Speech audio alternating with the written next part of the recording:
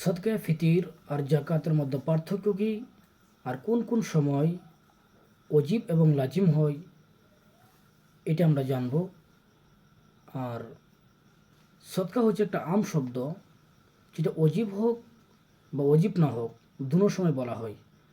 আর ফিতরা ওই সদকাকে বলা হয় যেটা সাহাবী ব্যক্তি তিনার উপর ঈদুল ফিতরের মধ্যে অজিব হয়।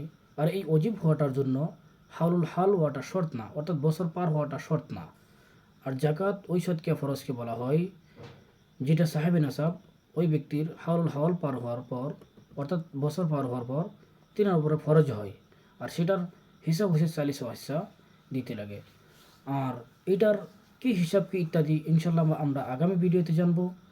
আর জাকাতের মধ্যে কত টাকা হলে কত টাকা দিতে হয়, আর কেউ যদি দোকানদারি করে তার দোকানের মধ্যে তার জাকাতের পরিমাণ কিভাবে হবে, তার হিসাবটা কি, কত ছাগল হলে কই ছাগল দিতে লাগে, আর কেউর কত বেড়া আছে ইত্যাদি কি কি আমরা ইনশাল্লাহ আগামী ভিডিওতে জানবো। আর ফিতরা কার কার উপরে অজিব, কার কার দিতে লাগে, আর কত টাকা দিতে লাগে, আর আমাদের আসামের মাধ্যমে কত টাকা হবে, আর কি কি বস্তু দিয়ে সদকা ফিতর দিতে লাগে, ইনশাল্লাহ আমরা আগামী ভিডিওতে জানবো।